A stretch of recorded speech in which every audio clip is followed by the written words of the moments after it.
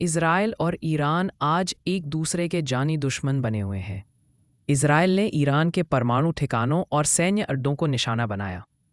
इसके बाद ईरान ने इज़राइल पर ताबड़तोड़ हमले किए। इज़राइल ने ईरान के कई सैन्य अधिकारियों को भी मारने का दावा किया है। इज़रायली प्रधानमंत्री बेंजामिन नेतन्याहू ने खामेनेई को भी मारने का ऐलान कर दिया है।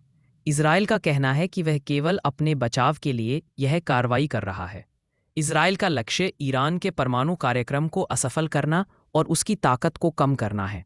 एक दूसरे के खून के प्यासे इज़राइल और ऐसे ईरान नहीं थे। 1948 में जब इज़राइल अस्तित्व में आया था, तब पश्चिम एशिया के ज़्यादातर मुस्लिम देशों ने उसे मान्यता देने से इनकार कर दिया था। उस समय केवल ईरान और तुर्की ने ही इज़राइल को एक राष्ट्र की मान्यता दी थी। दरअसल शीत युद्ध के समय शाह मोहम्मद रज़ा पहलवी के नेतृत्व में ईरान अमेरिका का सहयोगी बना हुआ था। वहीं 1978 में शाह मोहम्मद रज़ा पहलवी के राजशाही शासन का विरोध होने लगा। ईरान शिया बहुल देश है। वहीं इस देश का अमेरिका और इज़राइल की तरफ झुकाव वहां के मौलानाओं और मौलवियों को रास नहीं आ रहा था। इसके बाद धार्मिक नेता पश्चिम की ओर झुकाव से नाराज हो गए। अगस्त 1978 की बात है, ईरान के एक सिनेमा हॉल में आग लग गई। यहीं से जनता पहलवी के विरोध में जाने लगी। इस घटना के बाद शाह पहलवी के खिलाफ आंदोलन शुरू हो गए। उस समय आयातुल्लाह खामेनेई फ्रांस में थे। उसके इशारे पर ईरान में प्रदर्शन तेज हो रहे थे। 1959 आते आते ईरान में गृह युद्ध जैसा माहौल बन गया। इसके बाद शाह पहलवी को देश छोड़कर भागना पड़ गया। इसके बाद आयातुल्लाह खामेनेई ईरान लौटे। वह खुद ईरान के सुप्रीम लीडर बन गए।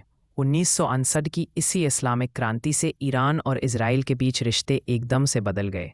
शाह के तख्ता पलट के बाद रूहुल्लाह खामेनेई ने इस्लामिक गणराज्य बनाया, जो कि इज़राइल का विरोधी था। इसके बाद ईरान ने इज़राइल का पासपोर्ट स्वीकार करना बंद कर दिया। ईरान के लोगों का उस इलाके में जाना बंद कर दिया गया जहां इज़राइल का कब्जा था। खामेनेई ने इज़राइल को इस्लाम का दुश्मन बता दिया और इसे छोटा शैतान घोषित कर दिया। ईरान इज़राइल के खिलाफ सशस्त्र समूहों को खड़ा करने लगा। गाज़ा में हमास, यमन में हूती और लेबनान में हिजबुल्लाह की फंडिंग ईरान से होने लगी। ऐसे में इज़राइल और ईरान दोनों जानी दुश्मन बन गए। ईरान फ़िलिस्तीन के समर्थन में आ गया और इज़राइल ईरान का कट्टर दुश्मन हो गया। अब बात करते हैं ईरान की मिसाइल खैबर के बारे में।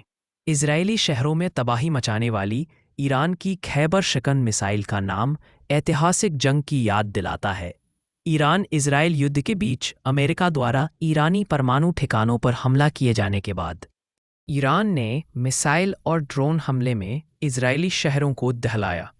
इस बार ईरान ने खैबर शिकन नामक शक्तिशाली मिसाइल का इस्तेमाल किया, जिसने इज़राइल की अत्याधुनिक आयरन डोम वायु रक्षा प्रणाली को भेद दिया। यह नाम सीधे तौर पर इस्लामी इतिहास की प्रसिद्ध खैबर की लड़ाई से जुड़ा है, जिसे पैगंबर मोहम्मद के नेतृत्व में यहूदियों के खिलाफ लड़ा गया था। इस नाम को जानबूझकर चुनकर ईरान ने इज़राइल को धार्मिक और गहरा मैसेज दिया है। खैबर शिकन से इज़राइली शहरों में तबाही ईरान ने देर रात ऑपरेशन 2 प्रॉमिस 3 के तहत 20वीं बार इज़राइल पर मिसाइल और ड्रोन हमला किया। इस बार सबसे ज्यादा चर्चा रही खैबर शिकन मिसाइल की। इसकी मारक क्षमता, गति और सटीकता ने इज़राइल की आयरन डोम डिफेंस सिस्टम को भी चकमा दे दिया। रिपोर्ट्स के अनुसार इस मिसाइल से तेल अवीव के रमातगन एरिया में 9 इमारतें ध्वस्त हो गईं। हाइफा और आसपास के इलाकों में भी धमाके हुए। खैबर का इस्लामिक कनेक्शन भी है। अलीगढ़ मुस्लिम विश्वविद्यालय के इतिहासकार प्रोफेसर अली नदीम रज़ावी के मुताबिक 626 ईस्वी में पैगंबर मोहम्मद की सेना और यहूदियों के बीच खैबर की लड़ाई हुई थी। इमाम अली ने यहूदी सेनापति मरहब को जुल्फ़िकार तलवार से हराया था और खैबर का किला फतेह किया था। इस घटना को इस्लाम के यहूदियों पर सबसे बड़ी जीत के रूप में याद किया जाता है। ईरान ने इसी लड़ाई के नाम पर मिसाइल बनाकर इज़राइल को एक ऐतिहासिक और धार्मिक जवाब देने की कोशिश की है। ईरान के सर्वोच्च नेता आयतुल्लाह अली खामेनेई ने एक पोस्ट में इमाम अली और जुल्फ़िकार की तस्वीर पोस्ट की। यह स्पष्ट संकेत है कि ईरान इस युद्ध को धार्मिक और ऐतिहासिक विजन से भी देख